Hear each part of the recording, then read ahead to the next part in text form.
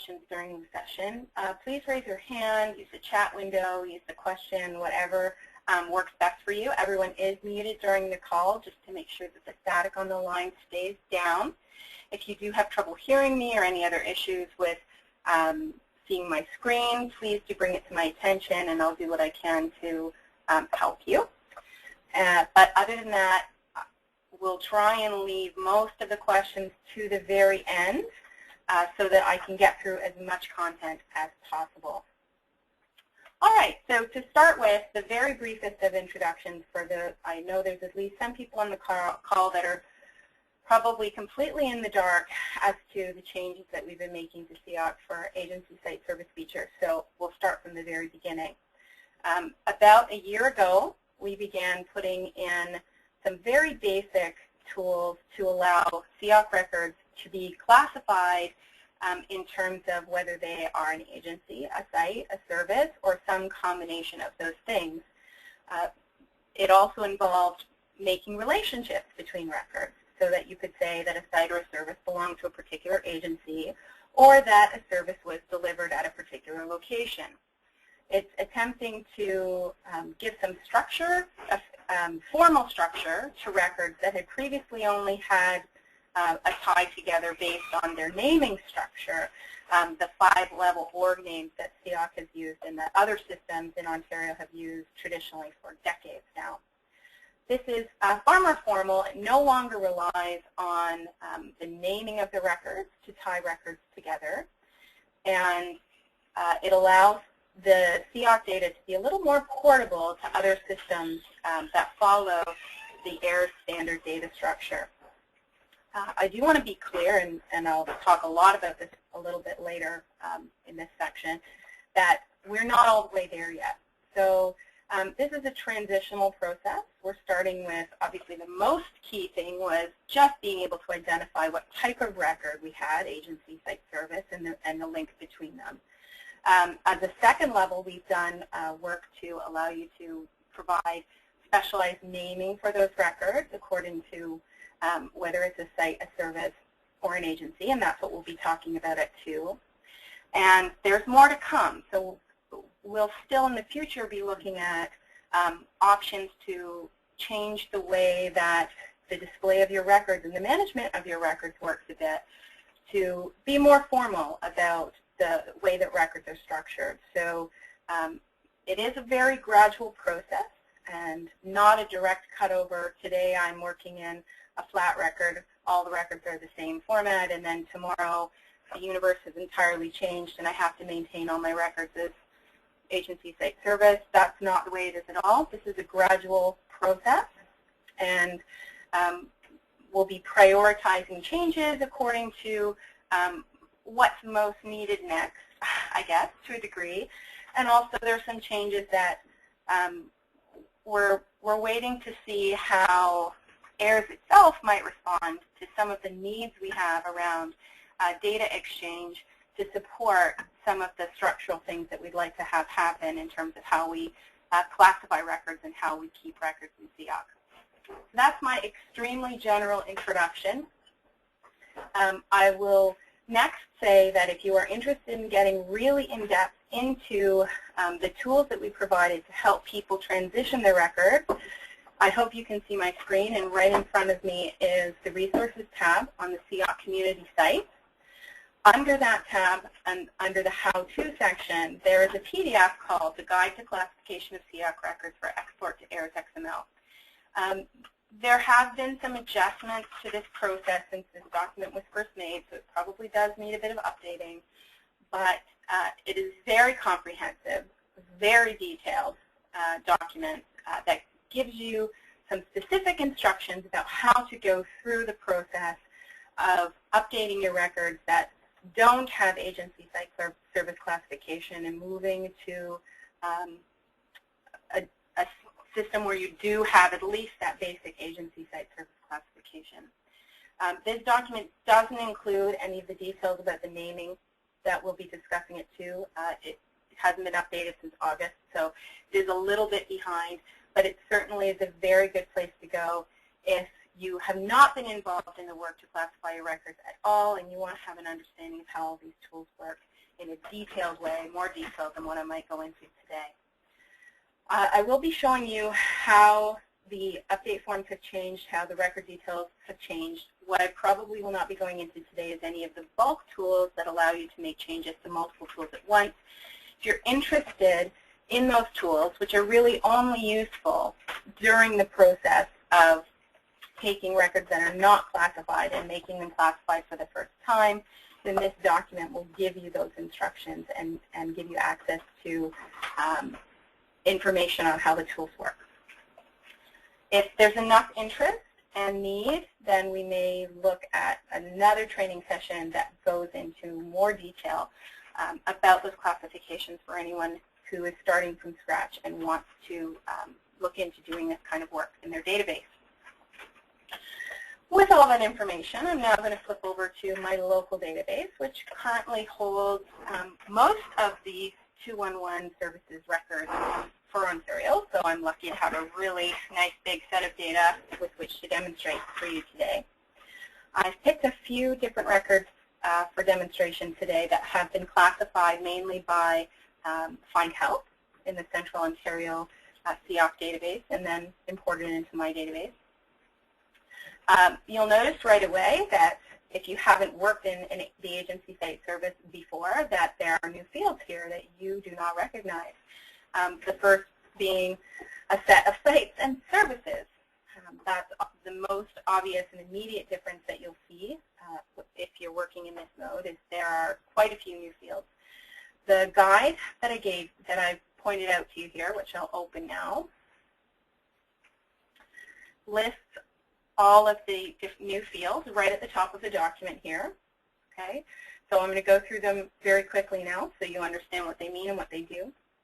The first is the org location service field, which in my example here I have called agency site service.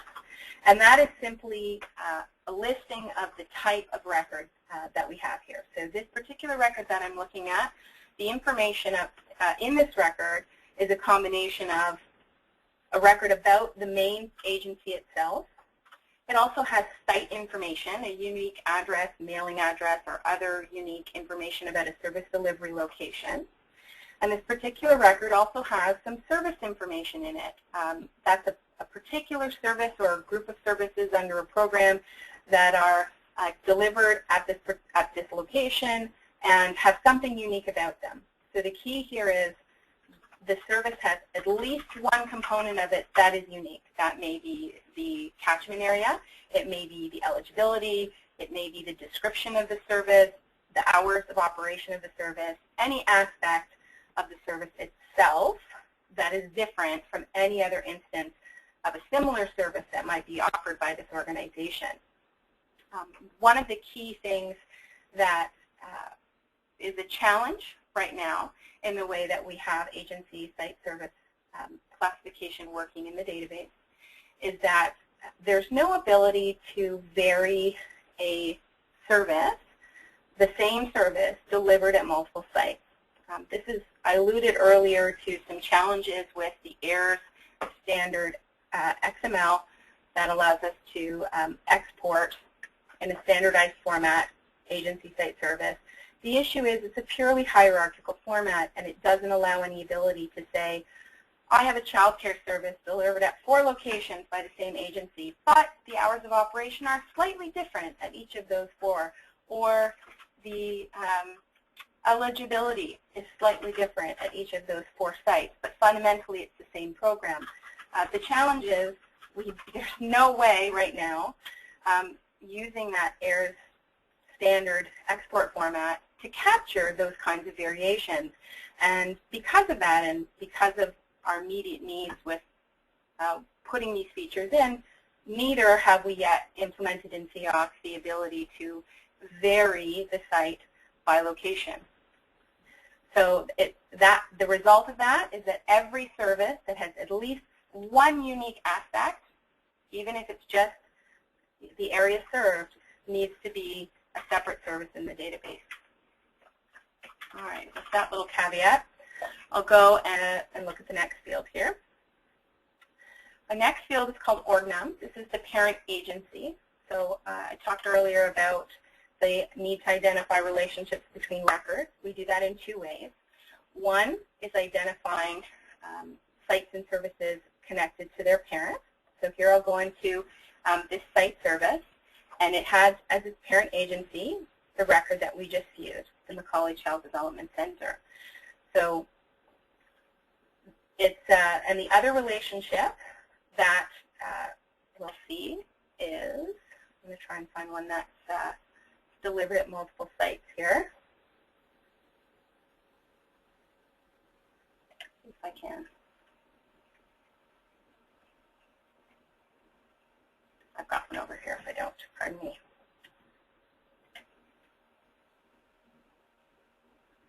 Wrong one. There we go. The other link that can be made is from a service to a site. So saying that a single site offers multiple service, or that a service is delivered at multiple sites, is done through a link between sites and services at the same agency. So that's a critical point here, is that the intention is that you would only be linking sites and services of the same agency. Even if the site itself is owned by a third-party agency, such as a church, where you might have a record for that church because it obviously operates independently as a place of worship, the child care program that might be delivered at that church, or the earlier center that might be delivered at that church, is not a service of the church often. It's a service, and either an independent service or run by another agency like a YMCA, or here in Burlington it would be by Rock, that might be running that program at that church. And therefore the service belongs to the agency that runs the service, and the site belongs to, is a site delivery location for that agency, even if the church itself is also a location run by another agency. So something to be aware of when you're looking at how these structures work is that you don't cross sites and services between agencies, because you're trying to identify all of the service delivery locations of a particular agency, independent of what other agency might also deliver services at the same location.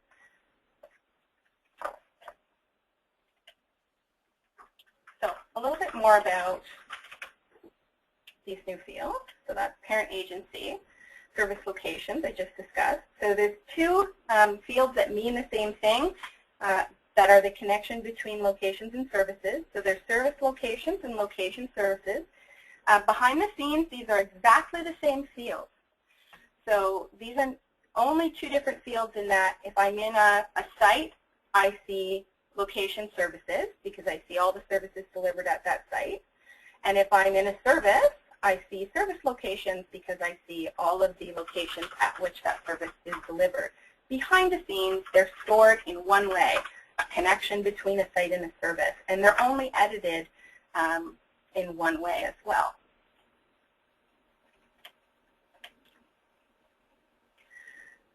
Okay, next on my list, we have some new description fields.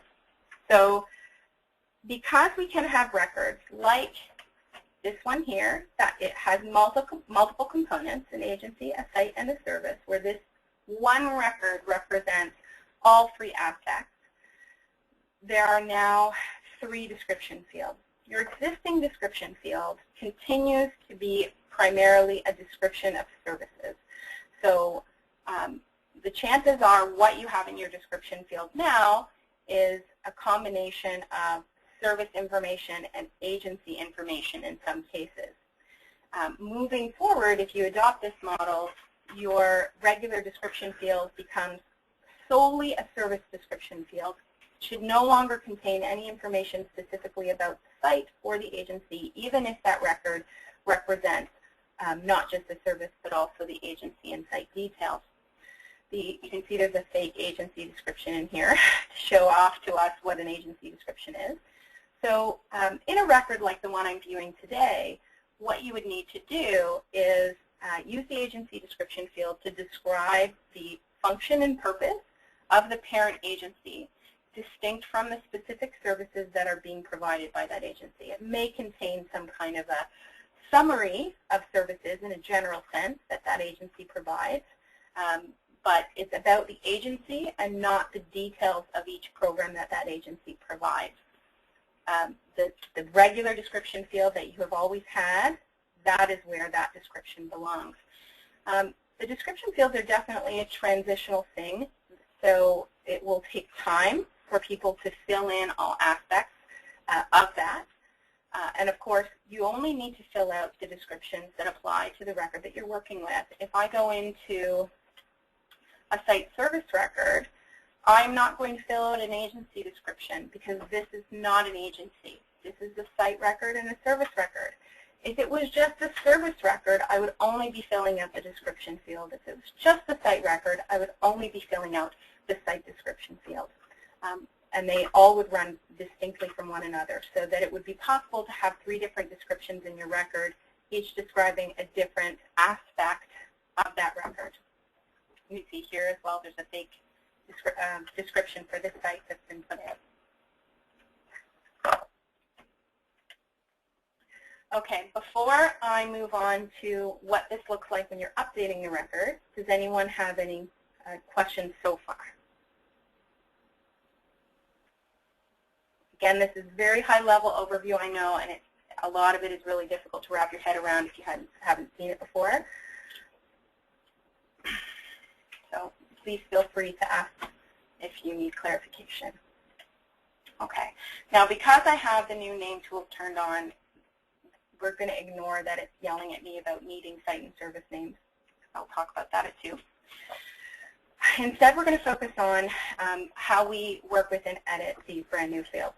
So the first and most important one is, of course, the classification of what kind of record this is. It can be any combination of agency, site, service, and topic. And you may be saying, if you haven't worked with these before, what's topic? So topic is intended to replace subject records. For those of you who have had topical records that were about specific subject matter, not necessarily a specific service being delivered, it may be a collection of services, a collection of instructions or steps, something that is not about one specific service being delivered or one specific location. Examples might be what to do if you lose your wallet, or splash parks in Oakville. I'm just giving random examples here that I've seen in other people's databases. The idea being it's not about any specific program being delivered by an agency, but rather just general topics and information that are either of use to the public or INR call center staff.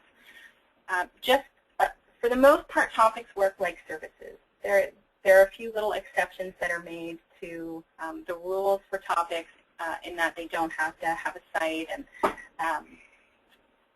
the naming works very slightly differently on the topic, but for the most part, a topic operates just like a service. We are recommending that all topics be attached to a special record that I've created as an agency called General Topics and Services. If you would like a copy of that record for your database to attach all your topics to, and you don't have one already, you can get in touch with me and I'll give it to you. It has a record number like ZZZ00001 and is intended to be a way to make sure that your records are AIRS complete, that they can be exported in the AIRS format, which requires that you have a complete agency site service structure. So topics don't normally have a parent agency. They might, and they can be attached to another parent agency in your database. But if they are very general, they don't have a topic agency. And so this General Topics and Services fake agency that we've created and given to everyone who's asked gives you a place to attach those topics without having to create your own agency or without having to worry about your records not being AIRS complete. Okay, there's a hand raised, so I'm just going to take a moment to figure out. I think there's a question from Janet.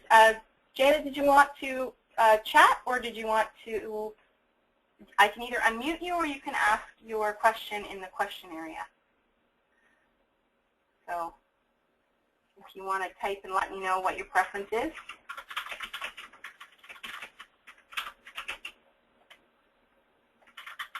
Okay, well, I'll wait to see from you if you want to type a question or something in the chat and let me know. I can unmute you if you would like me to.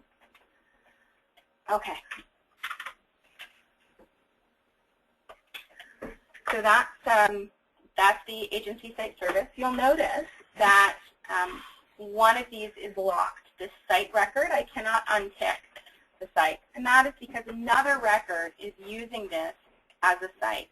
And if I remove this classification as a site, then we would have inconsistencies in the database. So whenever a record is being used in a particular way, such as an agency, and there are child programs and sites, or sites and services that belong to that agency, I can't then remove the agency classification because that would cause an inconsistency with the records that happen to use that particular site or that particular agency, or in this case, this particular site. If I have not classified a record in a particular way and it's being used in that way, for instance, if another record had this record as a parent agency and this was not classified as an agency, you get a big red warning mark here and a big alert next to it telling you that this record is being used in a way that's inconsistent with the way that it's classified. With any of these new classification fields, if you see giant red text and exclamation marks, that is almost a sure sign that there is a problem in your classification that you need to investigate. It represents an inconsistency in the system. That inconsistency might be, I said this is a parent agency and it's not an agency, or I have said that I want something to be a service to be delivered at a site, but the record I picked as the site isn't a site record. There's all kinds of inconsistent relationships that can occur, and if you do choose those kinds of inconsistent relationships, the software will warn you when you come into the update form that there is an inconsistency in your record.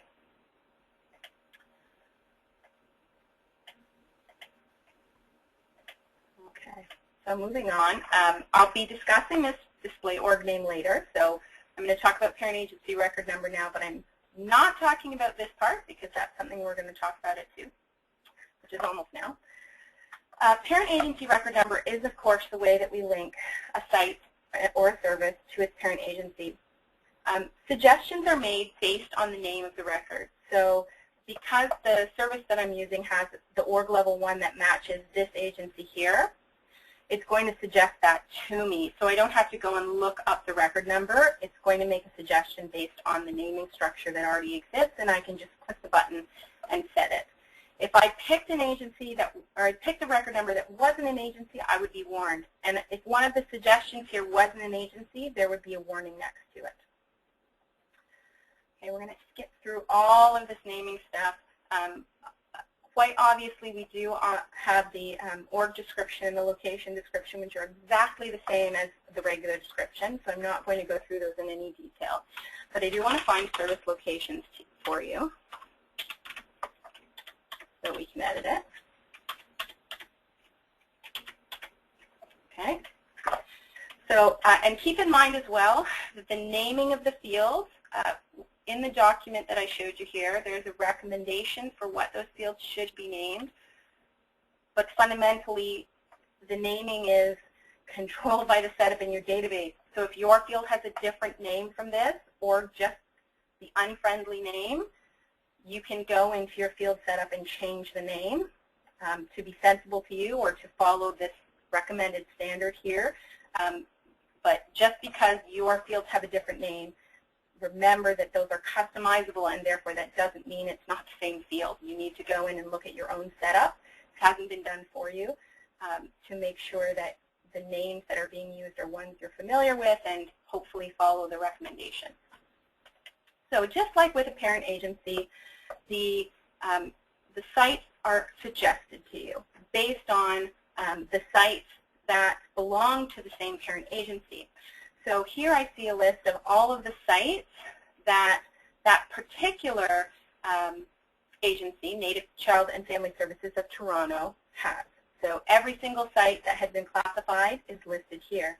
Now, while you're in the middle of classification, if I hadn't gone through and done the work yet to say this is a site, this is a service, this is an agency, then those wouldn't appear here. You can manually add the record number in the meantime, but in terms of process, you'll find it much easier to do that simple tagging of agency site service first, and then allowing the suggestions that you're provided to help you instead of having to go and look up the record numbers to match sites and services together.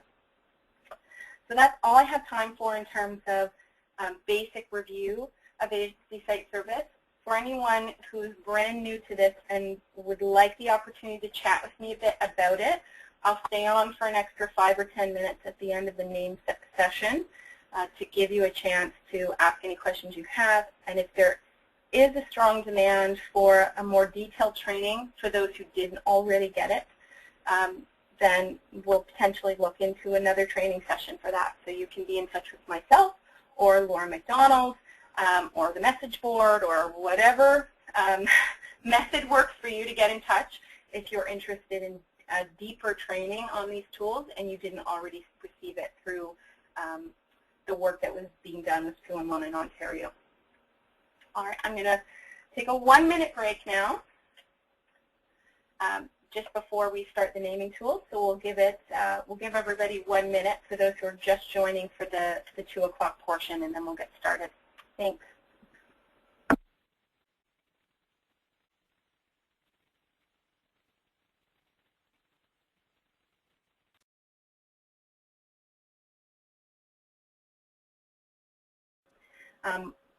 The new naming fields, of which there are 2 totally new fields and 1 minor change to the existing parent agency field that you'll need to know if you wish to start using the new naming fields.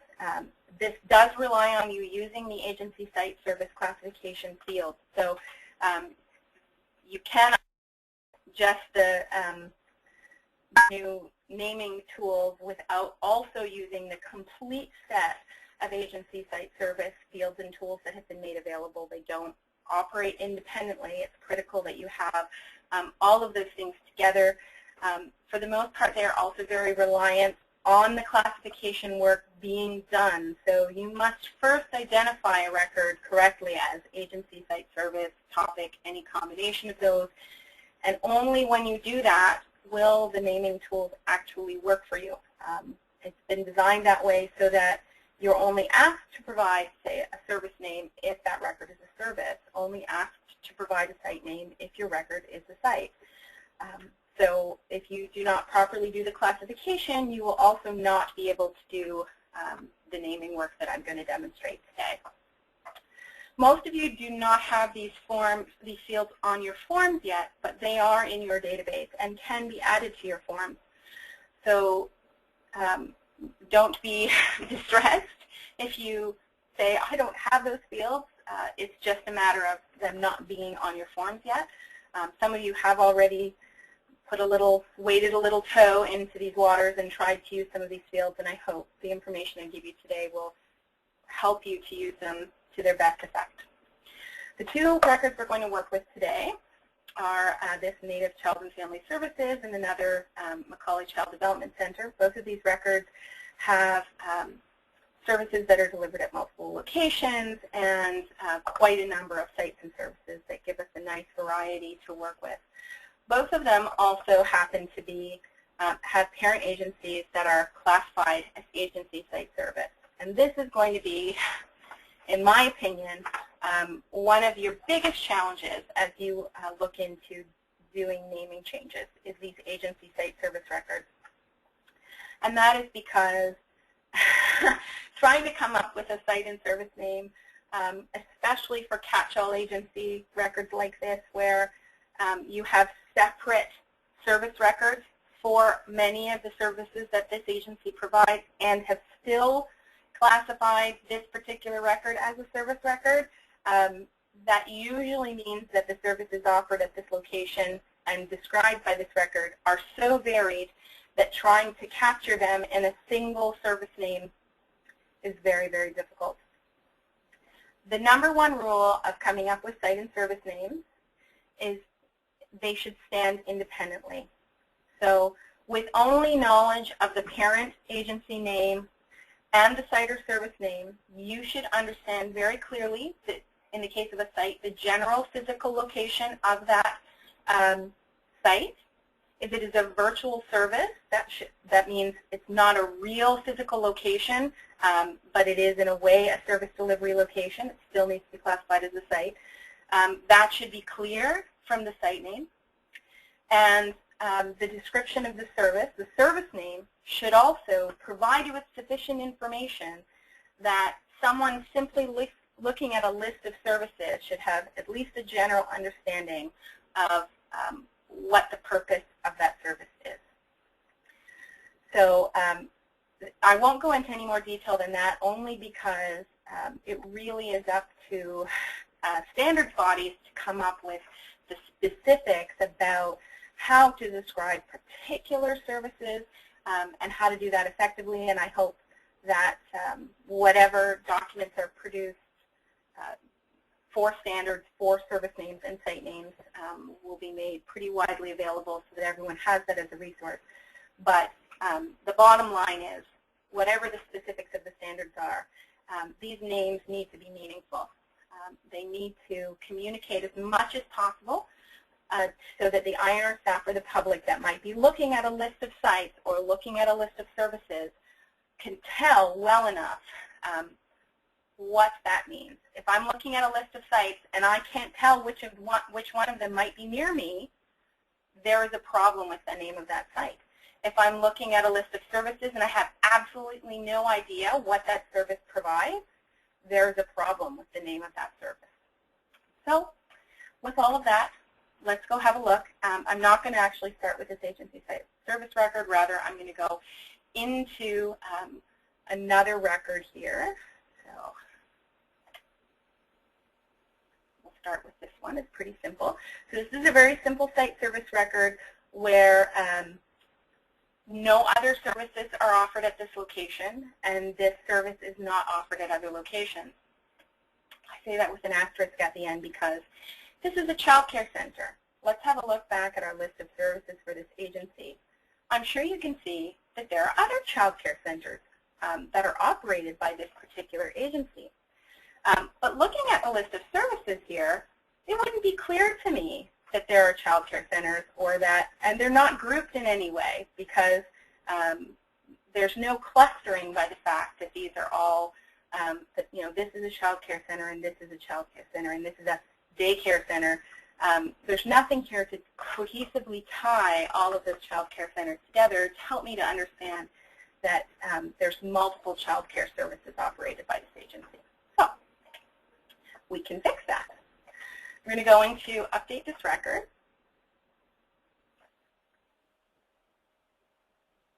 The first thing that will happen, it's going to yell at me because I have not filled out required fields. But it's specifically going to yell at me because I have not filled out a service name and a site name.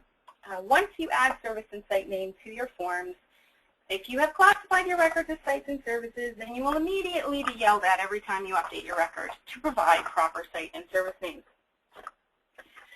The three aspects, the three new things that are going to be on your form. One is actually, as I said, a change to an existing field. I am going to be changing.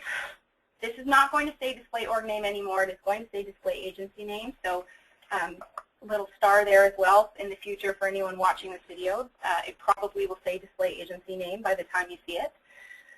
This is a change to what used to just have the parent agency record number. You now have the ability to check this box and have the agency name, which is what has now happened org levels 1 through 5, be automatically linked to the parent record. In this case, the parent record is named just Macaulay Child Development Center. And if I change that record, it will automatically change in its child record. So if Macaulay Child Development Center rebranded themselves as Macaulay Child Services, I would only change that in the agency record. And all of its programs and sites that are linked to it, if I have done this, will automatically have the agency portion of their name updated. I do not have to maintain it anymore. It's hard linked to the parent agency. Before I do that, because it does lock out my ability to edit the org level 1 through 5, now in my database I've renamed the agency name fields. I need to get out of this whatever I might need for a service name. So the first thing I'm going to do is move this down to the service name field to hold it there for me while I say display org name. Once I update this record, org levels 1 through 5 are now locked to the parent agency.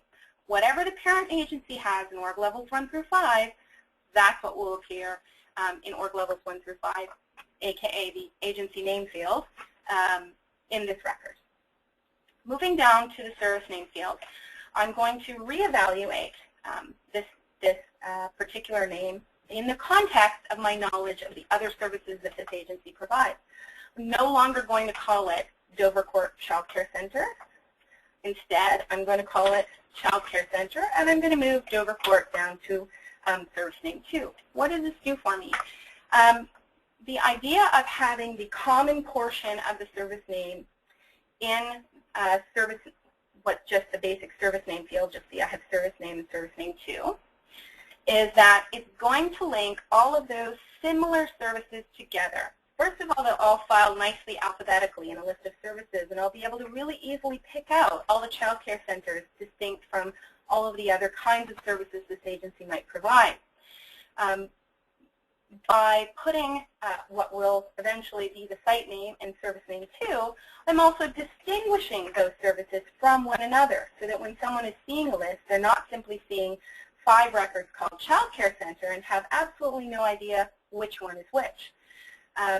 There's another trick to why the service name 2 has to be, or should be, the same as the site name, which I'll show you in a moment. So I'm going to start out just by calling it Dover Court, but I'm going to come back and change it later. I'm going to skip down to the site name, and I'm going to call this Dover Court Site. I'm going to submit this. We'll show you what's happened so far, and then we're going to come back in and make another change.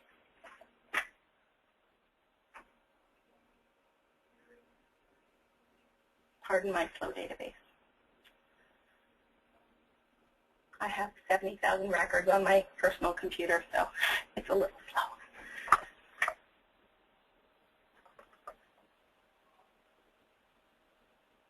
Okay, so immediately we see some changes. We've got some new sections here for site and service name. The org level 1 was fetched from the agency, and I'll prove it to you later by changing the parent agency name so you can see what happens there. And then I have the service, Child Care Center, Dover Court. If I go back to the parent agency, you'll see that under services, it's now listed as Dover Court Site under the list of sites instead of the big long name. And under services, it's got the service name, Child Care Center, Dover Court. So the list is no longer the same for sites and services because the names are independent. Now I'm going to go in and edit this a little bit further. What I'm going to do when I edit it is actually make the second level of the service name match the site name to show you what happens. Again, pardon my really slow database here.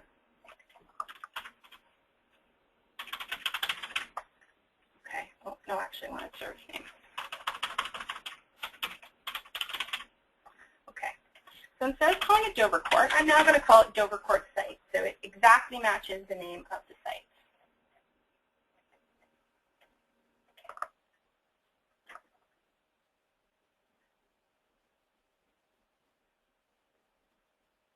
Okay, so gone is that duplication of the site name here. As long as if level 2 matches the site name, it doesn't duplicate it. It just gives the first level so that you're only providing, you're only viewing the distinct information. But in my list of services, if I go back to the parent agency, you'll see that in the list of services, it still gives me that lovely distinguishing Dover Court site, so that if I had 5 child care centers listed here, I can tell one from the other. Now is about the time where you're wondering, well, what does this look like in a list of search results? Let's have a look. So the way that all of those get put together when the records are displayed, say, in a list of search results, is it starts out with the agency name, then lists the site name, and it then lists the service name, excluding the site name if you've put it in as part of the service name. So you see it doesn't say Dover Court Site, Child Care Center, Dover Court Site. It recognizes that that level 2 was simply distinguishing a site delivery location of a particular program. It's not going to duplicate the site name, so I only have it listed once. Okay, so it looks pretty much like what you're used to.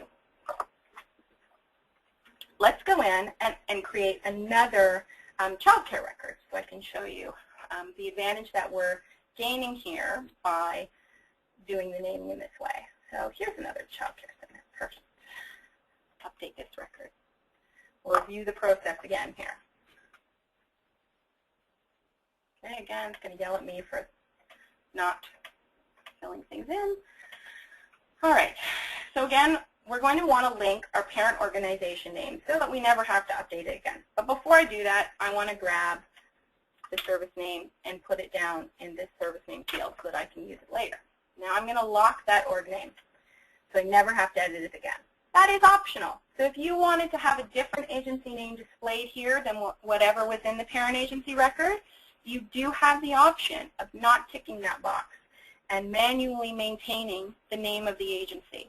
A case where you might want to do that is the, say, MPs, or if you have some programs of the city that you don't actually want it to say city of whatever as the agency name, whatever. If you have a good reason and the naming standards say it's okay, they don't have to match for the purpose of displaying search results. So we're going to do to this record exactly what we did to the last one. We're going to take out the portion of it that was the site. We're going to say Child Care Center, which is exactly the same way we named the other one. And we're going to call this Jane Street site. So I want to be clear that whatever I am choosing to name these is not a standard. I'm only demonstrating the tools. And whenever the standards are released for the content of these fields, that is what you should take as the appropriate way to name things. I'm only giving examples that may or may not reflect whatever the standards end up being for how you do this naming. Okay, so go down to the site name. We'll add that.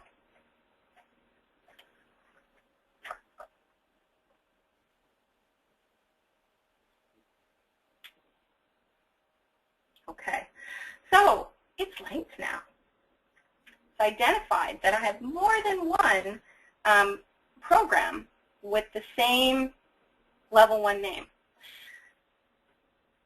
Interestingly, it doesn't care whether it's level 1 or level 2. So if I had something that had Child Care Center in level 2, it would also match. However, my recommendation is that the name of the service be in 1, and the name, if you have to say that this is a a specialized service for that location, that the location go in level 2. So that's my recommendation. But technically speaking, I want you to know that if I had Resource Center in level 1 and Child Care Center in level 2 for some reason, that would also do the linking and match in this way. When I click on Child Care Center, it's going to do a double search. It's got 2 criteria. The first criteria is the name, Child Care Center, in the service name. And the second criteria is that it has to be a program of Macaulay Child Development Center. So to be clear, if I had Child Care Center in another agency's record as a service name, clicking on that would not bring up the child care centers that were offered by another agency. This link only will show the same service offered by this same agency. So in the same way that the multi-level name linking has worked in the past, where if I clicked on a level 2 that said Child Care Center, it would search both the org 1, org 2, and so on. It's very similar. So if I'm going to click on a service name that's linked, it's going to show me all the services with this name at this agency. Okay? If I have a site that has multiple services, that too would be linked So if I had multiple services offered at Chain Street site, and I clicked, and then this would be linked, and I would have the same ability to click on that site and bring up a list of all of the services offered at that site. All right. So that's a basic demonstration of the names. There's a few other things that I want you to be aware of, and I'm going to demonstrate them by going to the parent agency record.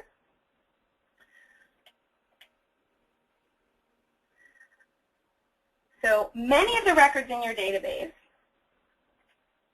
are what we call single site service agencies, or standalone records. You may have heard them referred to, or you know, I've heard various terminologies. But the basics is you have an agency that operates at a single site with the main program or service that it offers at that site, and you only have one record. A lot of the records in your database will be like that. And the concern, obviously, right up front is, I don't want to have 3 names for my record. It's one organization. It's one thing. 3 names is not helpful. The good news is you can provide the same name in the agency name, the site name, and the service name, and it will not duplicate them for record display. It will still work very nicely for a listing at sites or for export. If you're using AIRS XML to go to another system, it will do the right thing and have a, you know, a site name and a program name and everything going out. But within CIOC, it says, well, I have 3 of the same name. I'm not going to print the same name 3 times, and it will not duplicate it. So I want to show here, add something just here so we can show the linking of the names. Okay. Oops.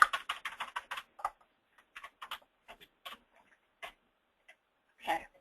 So actually, I'll do 2 different demonstrations. First, I'll add that required service name, identical, just as a demonstration about how that works. I mean, I would probably want to call this main office or something else, but for now, I'm going to give it all the same name. That allows me to submit it, because I have to, it's a required field now. It's going to yell at me if I don't actually fill this out. So you'll see it didn't change. I don't have Macaulay Child Development Center, comma, Macaulay Child Development Center, comma, Macaulay Child Development Center, which obviously would be terrible. So you don't have to worry about that scenario. It will not happen. You can repeat the name in the site name or the service name if you need to. It will not appear 3 times in the name. That's perfectly fine to do. Okay? Now I'm going to go in and you can see even here, fine. It doesn't repeat it a bazillion times. It's completely fine. We'll go back into this record, and I'm going to change the agency name.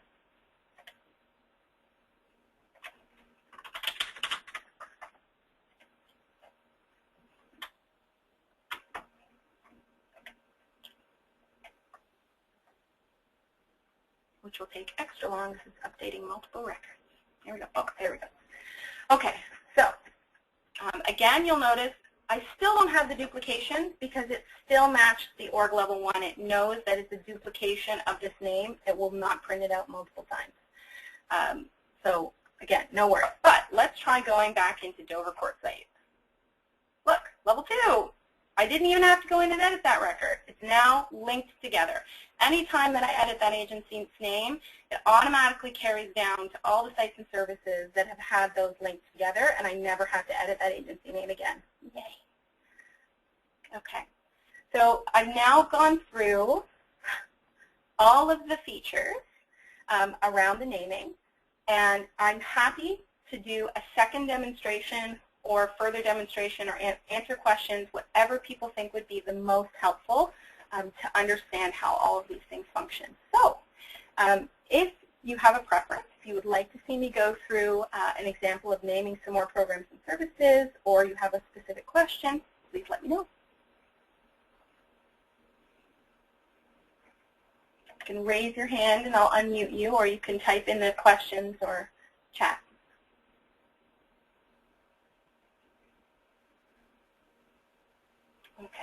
question. So I have a request for another example. So let's flip over to our Native Child and Family Services. So here we've got, and the other advantage here is I can see right away, right here, an example of how I would like to change this. So look at this example. This is for the center, and this is for the child care services at the center. And I can see here that I have multiple child care programs. I have multiple Head Start programs, and they're not in any way linked together. And so it's not easy to say just review a list of the child care programs, or just review a list of the Head Start programs, just review a list of the transition houses, for example. So we'll go again, and I'll pick some Head Start programs.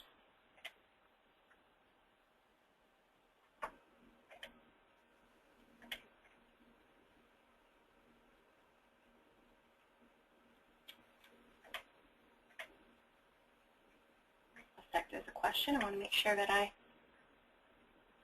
there's a question, will creating names for sites and services be mandatory for 211 data partners now? I believe that the intention is that is the next stage of work that 211 Ontario intends the data contributors, the data partners to do, is to work on the names, yes.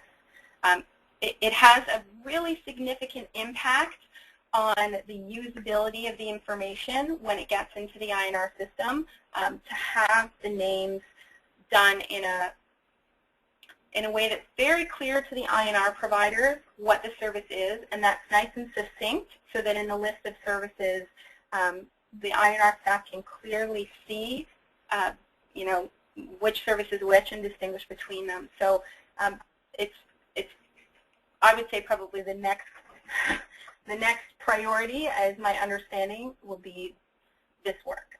It will take time. It will take time. So I don't think there's any expectation that this is instantaneous. And obviously, as I said, there will be standards documents put out to try and give you specific information on how to handle particular cases. I have from Laura Leather, 211 Ontario will support the data partners in applying the naming standard. It's the next priority, and the details are coming soon. So there you have it. So back to our example.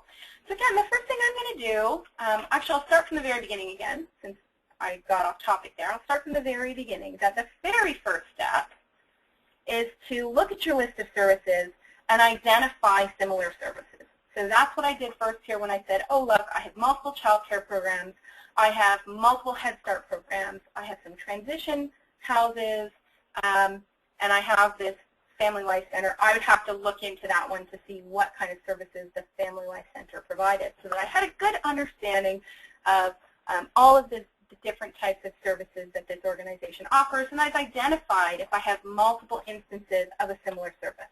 So that's your number one thing when you're looking at doing new names. Once I've identified, okay, I'm going to do all the child care programs. Let's name all the child care programs first. So taking ones of a similar type all at once is good, because it gives you an opportunity to pick a consistent way to name those services, so that the linking works and that you have consistency and all those good things. I'm going to pick the child care program. Or I'll pick the Head Start programs. There we go, Head Start programs. That's what I'm picking. All right. So the next thing I'm going to do is read the description, so that I have a sense of what the service offers, and I have a good understanding of that. Because this is just for demo, I'm just going to call it the Head Start program.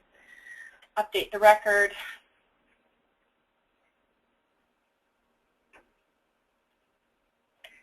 Again, once you add these to your form, it's going to yell at you, so you won't be able to forget to add the site and the service name, because it will scream at you that you need to do it. Step number one, I have to make a decision about whether I want to automatically update the agency name with the parent agency. And I definitely do, because that saves me time.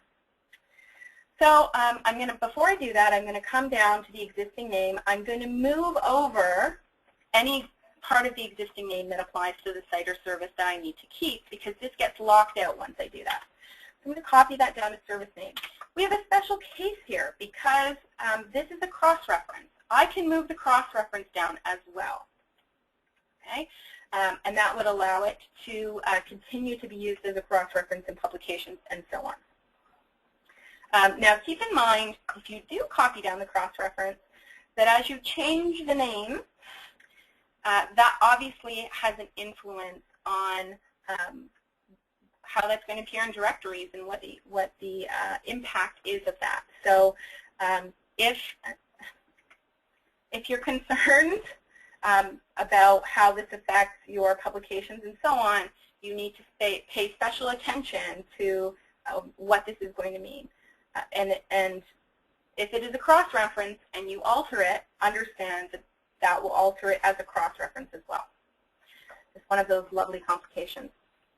Okay, I'm going to call this Aboriginal Head Start Program because that was what was common in all of those ones that I looked at.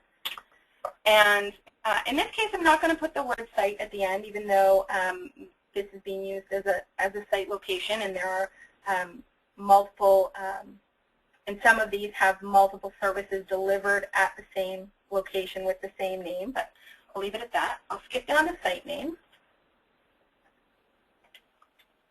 I'll try anyway. There we go. And I'll just call it, I'm not even going to try and pronounce it. There we go.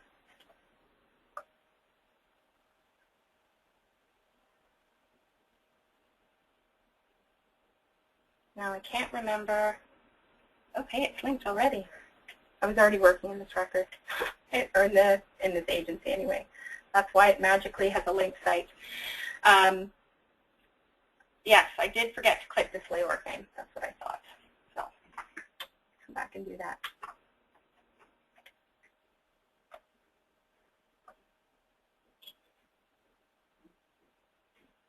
Okay. Now I had been working in this record earlier, and so I have multiple things that are listed. Let's go into this one here and edit it.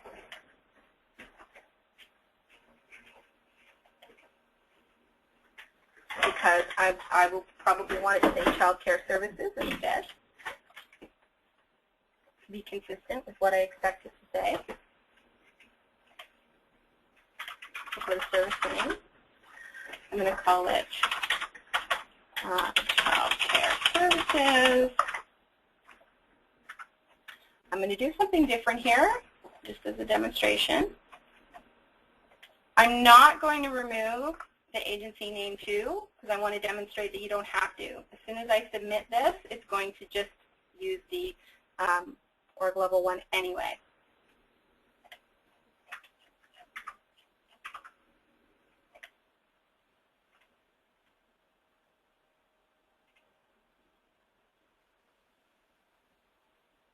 Okay, so you see that it automatically stripped out the rest of what was in the organization name because I've locked it to the parent organization. So now if I go and I look at the list of sites, I have something a little more consistent looking here because I've chosen to name them in a very consistent way where I have the general name of the service being provided and I have the site name secondary. The site name gets removed if it's a duplication so that we don't have Geschmack, I'm sorry, I can't say it, repeated twice in the name of the record. So going back to the parent agency, you can see that we now have a nice brief name for the site. And we also have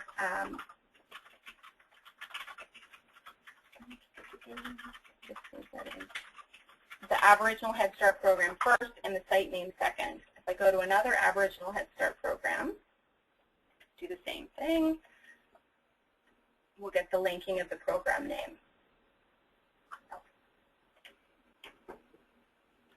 So again, I'll want to copy out the part of this that matters before I lock the agency name. And I'll want to consider whether I need it as a cross-reference. So now I can lock the agency name because I don't need it anymore. It'll be tied to the parent agency. I'm going to take this portion of this that's the site name. I'm going to put it in a level 2. The service name, which is going to exactly match what I gave the similar service in the other record so that they can be linked together. Go down to the site name.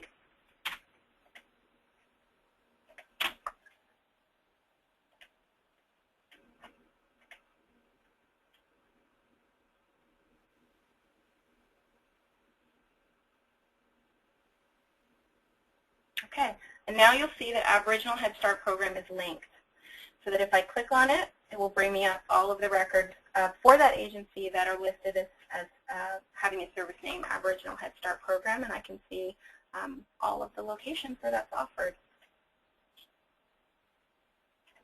If I go back to the parent agency, I'll see very brief site names now, and also under the list of services, you'll see that all the Aboriginal Head Start programs are listed together and distinguished by their site.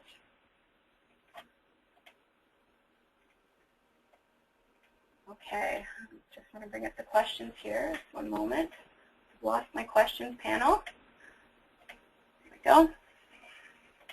Okay, if there are any other questions, or if I probably have, if you're in Ontario, I probably have some of your records in here. If you want me to go into a particular one of your records and we can discuss it, I'm happy to do that, or answer any other questions you've got about it. Otherwise, what I'll do is just open it up to general questions about the agency site service that may include anything from the earlier session. So there's a question whether all of the records keep their original record numbers and are still searchable by number. So yes, one of the things that I didn't get a good opportunity to talk about in the 1:30 session was sort of what the long-term plans are for agency sites and services and how that model is going to work in the future. So for the moment, most people's records won't have changed much at all. You'll be keeping exactly the same records that you always kept. The only difference is you're providing a little bit of extra information about those records by saying whether that record is an agency site service or topic, describing the relationships between the records, providing additional descriptions that distinguish information about the agency from the programs they deliver, for example. But fundamentally, you're not changing the way that you're maintaining your data for the most part. And so that means you have the same records you always have. Some people have created some additional records for agencies, for example, or created a single site record to tie a whole bunch of sites together because they didn't have a good record that they could pick as being the site record for a bunch of services delivered at the same location. But really, at this point, the hope is that people haven't had to do terribly much in terms of changing the way that they're keeping their data and the number of records they keep. So the record numbers are all the same, and it's all the way that it has been always, other than adding another layer of information on top of the records you already have. But this is transitional, and I want to be clear that this is transitional. So if we're looking at big picture,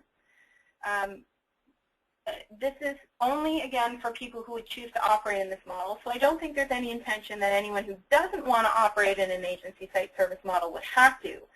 But for those who choose to operate in an agency site service model because you see advantages to it or you need to in order to participate in the 2-in-1 system or whatever the case may be, there eventually are changes coming. I can't say when they will happen or how long it will be or what we'll do first. But I've actually got a really detailed list of what the expected changes are going to be to sort of solidify this model and really tie it up a little bit more. And part of the changes that you can expect in the future is a reduction to some degree of the numbers of records that you keep. So a lot more records that are just about the service and just about the site, and fewer that are combination records, site service records, if you will.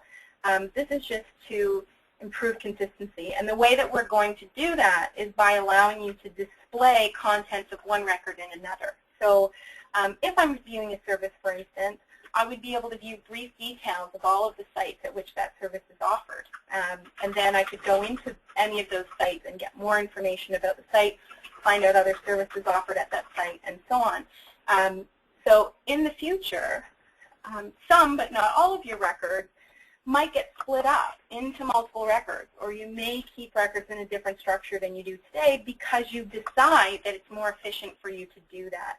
And the intention would be to give you tools to do that without really a lot of extra data management work. So for instance, if I had a site service record, there would be an automated tool for you to say, split the record into two pieces, and the part of the record that had site information would go into one record, and the part of the record that had service information would go into another record, and you wouldn't actually have to go in and edit it. It would just automatically split it into two.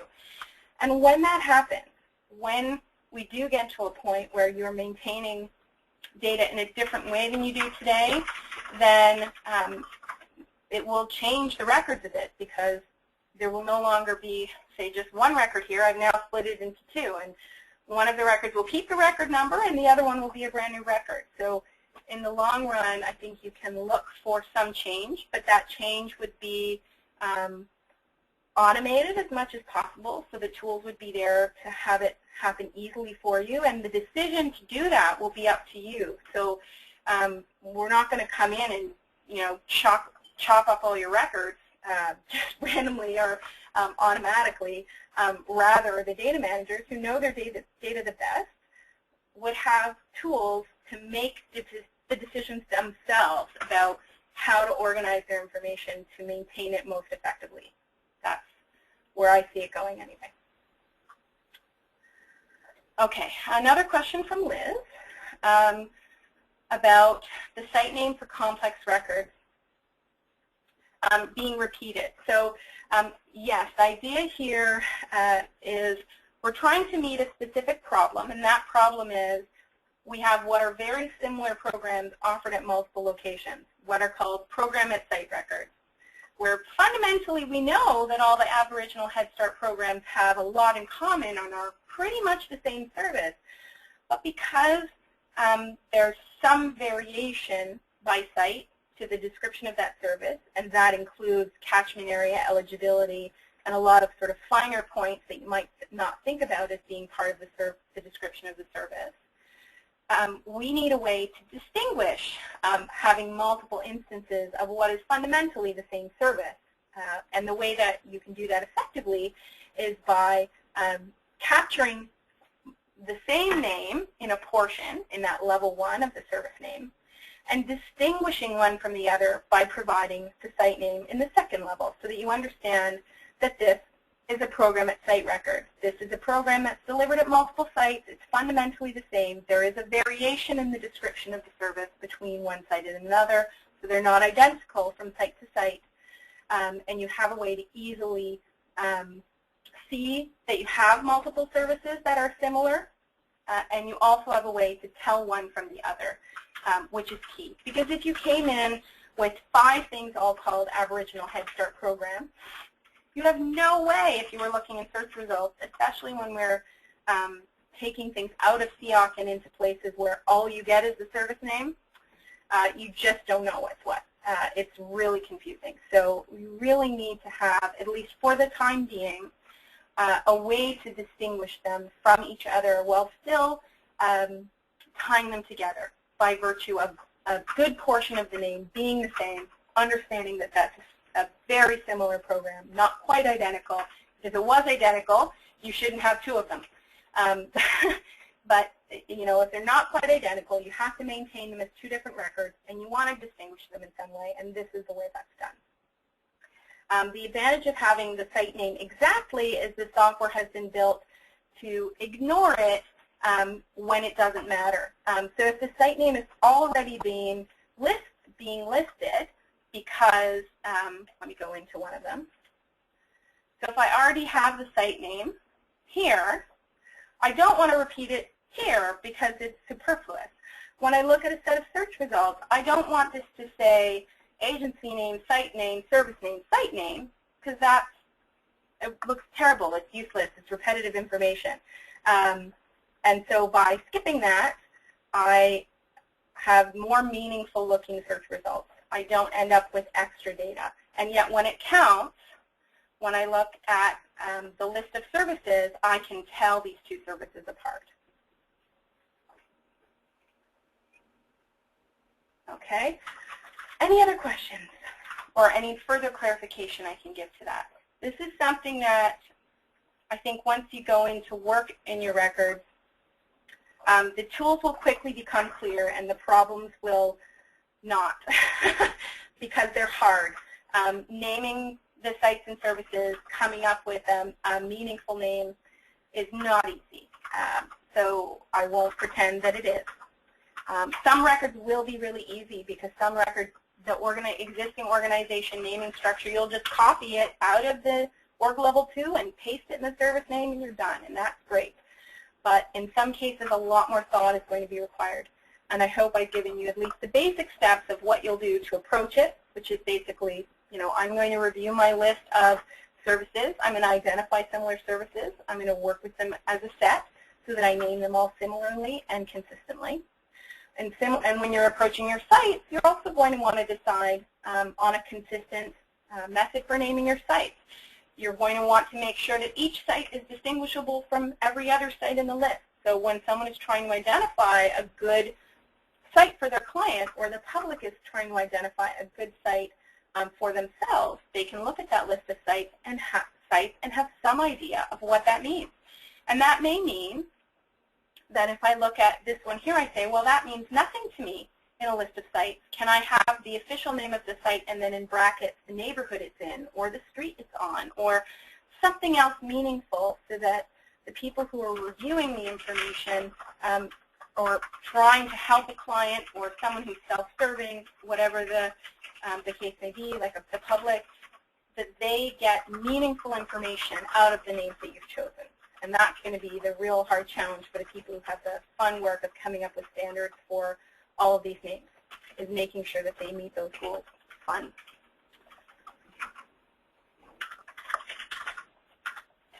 Okay. Any other questions, anyone, before I end the session? If you think of something after the session, please use the message board. Feel free to ask more questions. And if we need further training, then we'll do that. So again, you can get in touch with myself, with Laura McDonald, through the message board, through CIOC board member, whatever your preferred method of communication is. If you want more in-depth training on something in particular, or whatever the case may be, that you should ask, because if you don't ask, you won't get it.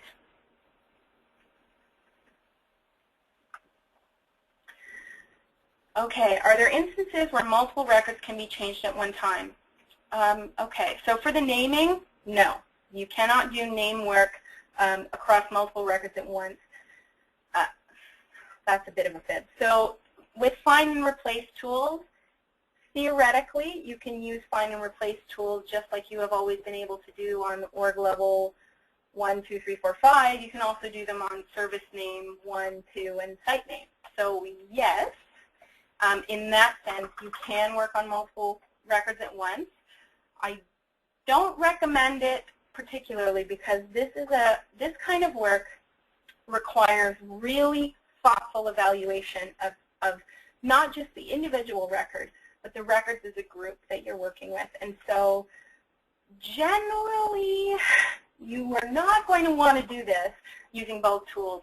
But if, for instance, you decided that all the records that were named Child Care Center should all be named Child Care Services instead, yes, you could do a find and replace and change all the records that said Child Care Center to say Child Care Services instead.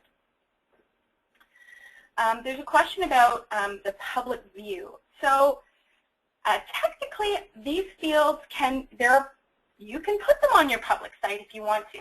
You'll notice that the fields that I have here are called staff view. The difference between the version of this field for staff and the version for the public is that the staff view shows everything. Even if it's not in your view, if a record is linked, you will at least see it listed here. So let's say I had a mix of public and non-public services that this agency provided. In a staff view, even if my view didn't see non-public records, I would still at least see a list of the services, all the services here. They wouldn't be linked. I wouldn't be able to open the records if they weren't in my view, but I would see that they were there, and it gives me knowledge that there are other things linked out there that I don't have access to.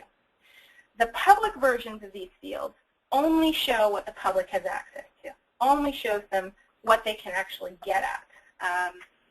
So yes, feel free to make any of these fields available to the public. You'll notice some of them are named staff. Don't give the staff ones to the public. That's my only restriction you want to pay attention to. Don't give staff fields on public views.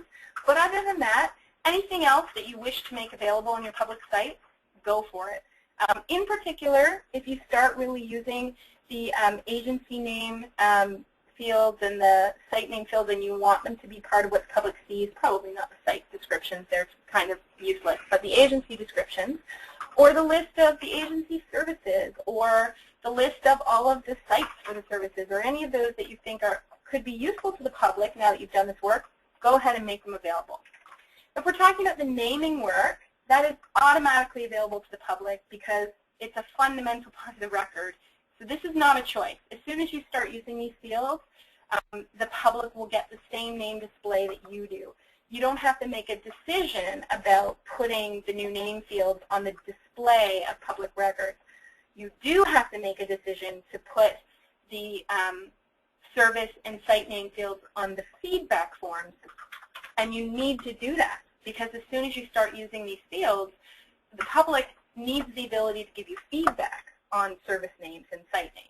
And if you don't provide them on the feedback form, they will not be able to give you feedback on them.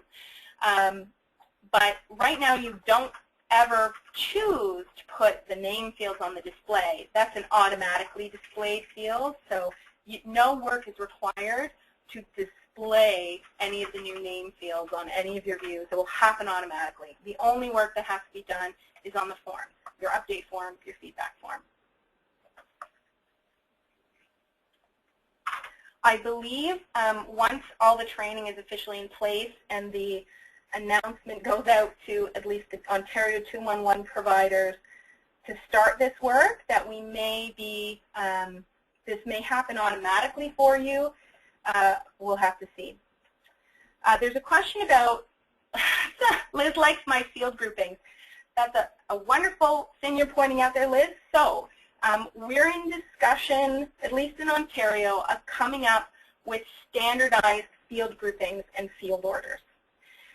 The purpose of this is to help all of you in training materials and really best practices and making everyone's databases as consistent as possible, not taking away all ability to customize where you need to, or certainly not taking away your ability to maintain additional fields beyond the basic standards, but basically to provide general recommendations for how to organize your record display and your forms for most effective and efficient data management, and also so that when we release training materials, that when you see a screen cap, that your form looks the same or very similar to the screen cap that's in the training materials or the videos that we run or the sessions that we run.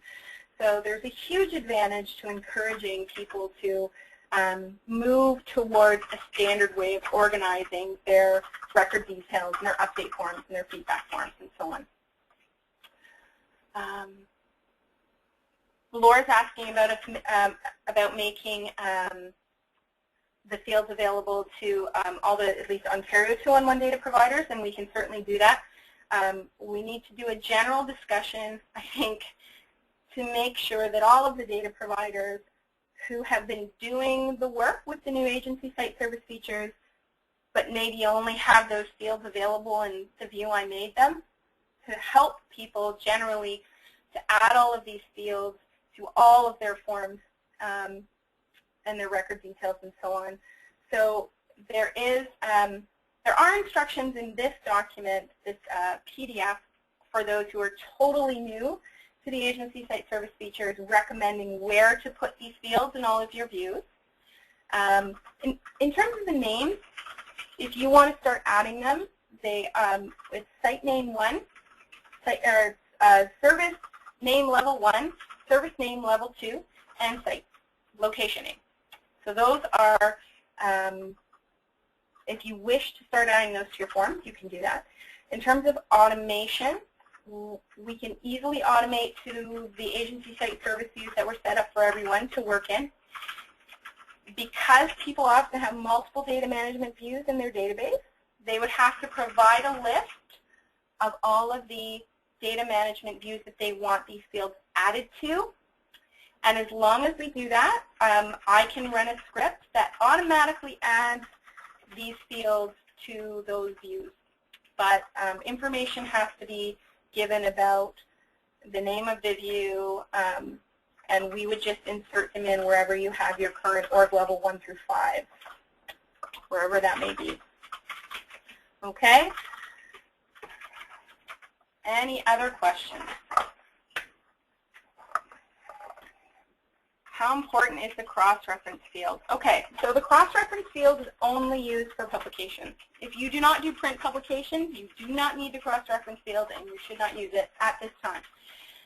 There has been discussion about whether the cross-reference field might be used in the future for those who, at least in Ontario, the 2-on-1 data providers, for those who are sending their data into iCarol, that it may be used, not for sure, but may be used in the future to identify sort of important alternate names as opposed to ones that are just there for the purpose of keyword searching.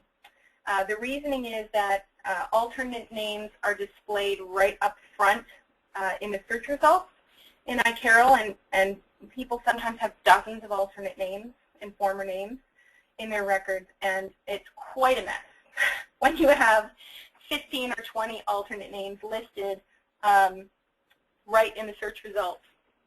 So the idea might be in the future that the cross-reference field could be used as a helpful way to pick out the ones that are important enough to be displayed in that way versus the ones that are only in the alternate or former name fields in order to help people with keyword searching with all the variations that people might search for.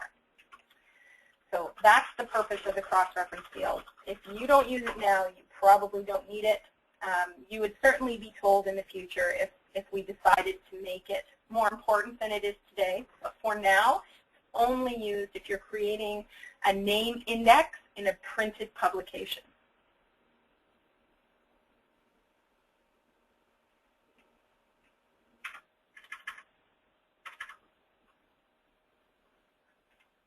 Okay. Anything else?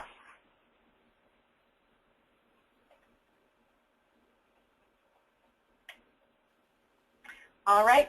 I'm going to wrap it up. If you do have more questions, lots of time to ask after. If you do want to see more directed training on some particular part of anything that was talked about today or anything else, you hopefully have heard lots of ways to get in touch about that.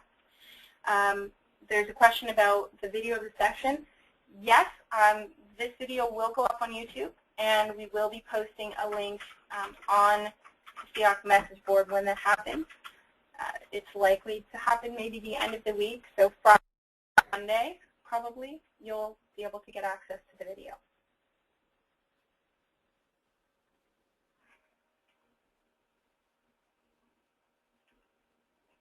All right, I hope that was useful. Thank you very much. We'll let everyone get on with their day.